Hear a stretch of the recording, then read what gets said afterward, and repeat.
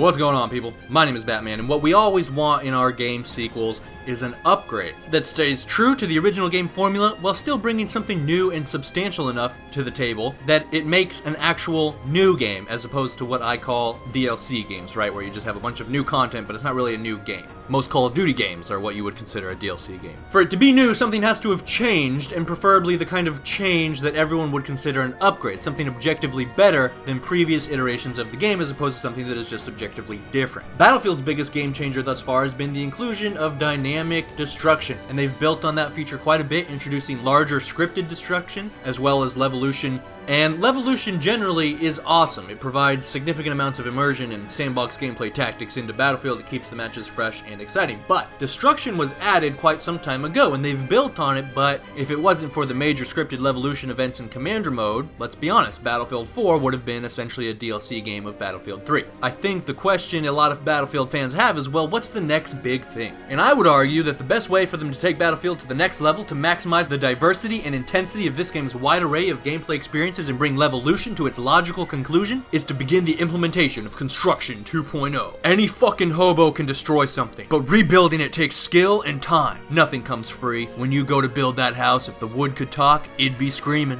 I love destroying things. When I was a little kid, I had a cousin who loved Legos. He'd build the biggest, baddest fucking castles and towers and ships and spaceships and X-Wings and whatever the fuck else, and I'd hunt them down one at a time and blast them into oblivion. I took pleasure in seeing them explode into a million tiny pieces. I don't know why, but destruction is pleasing to me.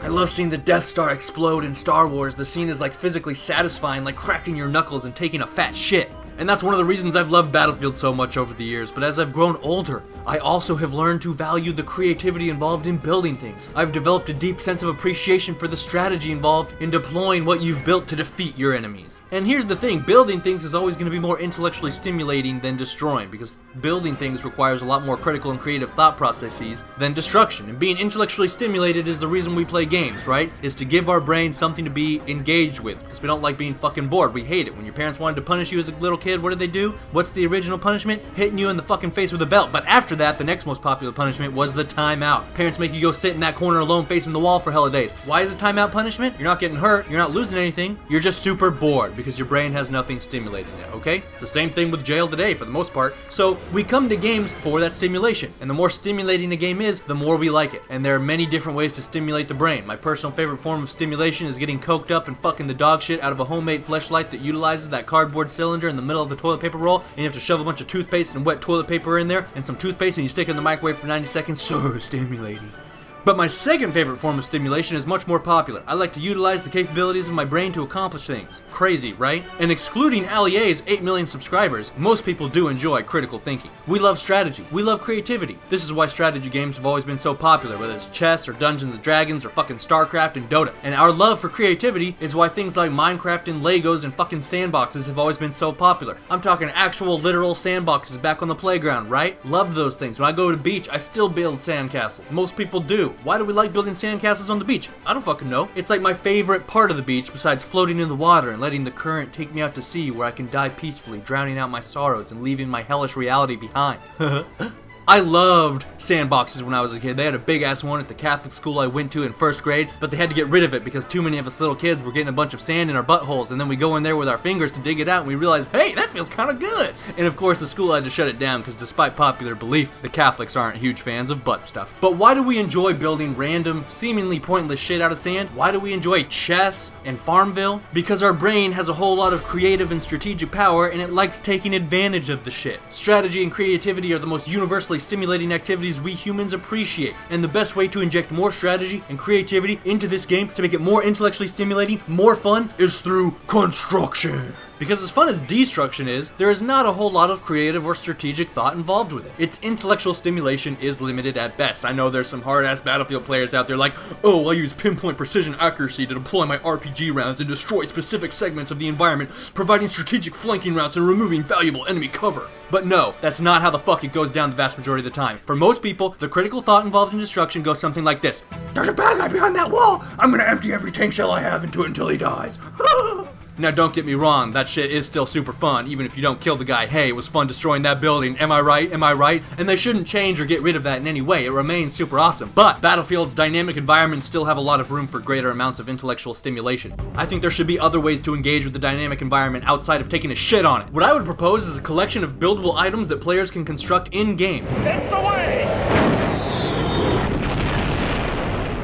So, for starters, each class would have its own buildable piece of terrain. Your assault class can dig a trench. Now, the trench can only be dug in soft terrain, dirt, sand, grass, whatever. No digging trenches indoors or on concrete or anything.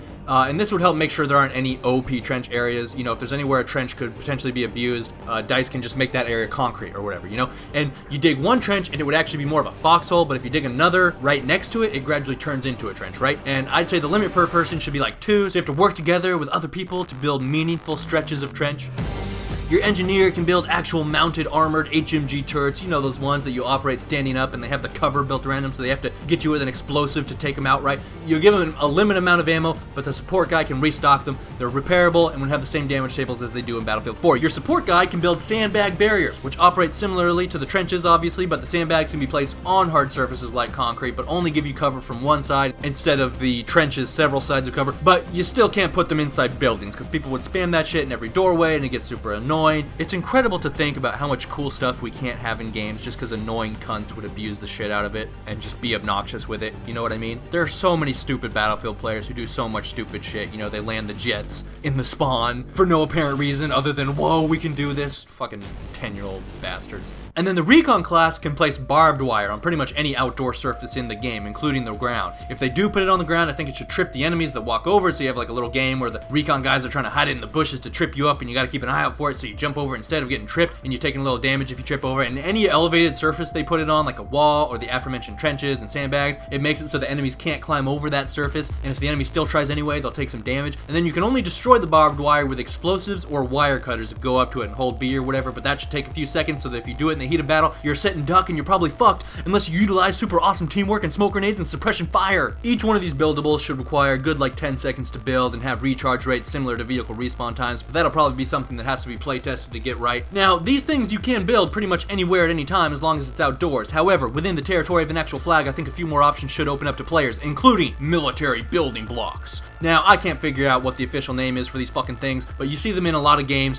Here they are, in my current favorite game, H1Z1. You see all these building blocks surrounding this base, right? And they're also in a lot of Battlefield maps. Here they are on Silk Road, for instance. It's these big-ass building blocks that the military uses to set up bases in a hurry. They're efficient, easy to set up, easy to take down, and bring with you to your next base. So in Battlefield, imagine if every player could produce one of these blocks with engineers capable of producing 2. And this means you need some teamwork and cooperation with your squad to build any meaningful structures, and after you've maxed out your building blocks, you have to manually take them down by holding B or whatever before you can build new ones, because it's important to keep block spam in check, because again, fucking 10-year-olds would be doing dumb shit with them, you know what I mean? So much of, I don't think any of us even realize how much of Battlefield is built around preventing 10-year-olds from doing dumbass shit.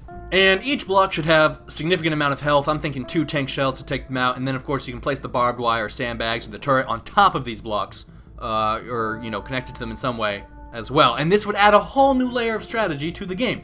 If your squad works together, they can build turret towers or sniper nests or sniper towers or whatever. You set up cover strategically to give you an advantage when the next wave of enemies hit your flag, and I'm sure you'd have all kinds of creative building strategies cropping up in YouTube videos and shit with people saying, hey, you know, here's a super effective way to defend B. If you set up some blocks next to this building and leave an opening for a turret with some sandbags on the side and a trench in the front for your homies to hang out in, right, you have the turret giving frickin' suppression fire and your guys are in the trenches.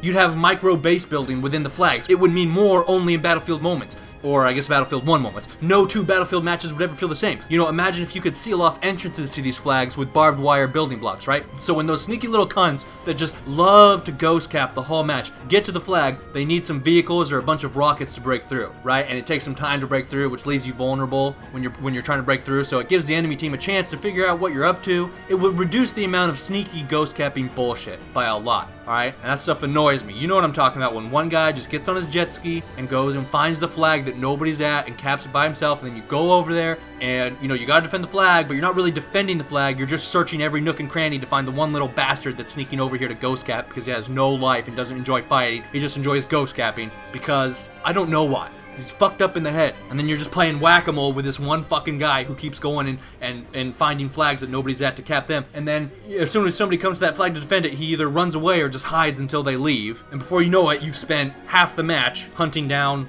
one guy. You got like 2 kills, and then he shot you in the back. Whatever, I'm going off on tangents, but I just hate the ghost capping bullshit in this game sometimes, and I think this would help with it a little bit, okay? Maybe smart players could seal off hiding spots. Okay, I'm just gonna stick a block behind this dumpster, so some sneaky little sniper cunt can't hide back there like a little bitch. And he's gonna be hiding behind the dumpster, cause he's trash. Or just in general, you seal off the entrance to your flag, the enemy squad has to work that much harder to break in, and in the meantime, deal with the fortified defenses you've set up. You'd have way more scenarios where you have a defending team actually defending a base against an invading force, whereas right now it's always just comes down to, this squad is in the middle of our flag, let's spawn there and have a TDM until we weed out every bad guy. And not that that's not fun, and you'd still have that after the enemy broke through your perimeter defenses, but in the meantime, I think you'd have some pretty cool fights where it's, this traditional, the enemy is trying to break into the flag instead of just being able to storm in there every time, right? Mortars would suddenly be a lot more useful, I can tell you that much. The main reason that new maps are most games' primary form of DLC is because new maps are what add the most significantly to replay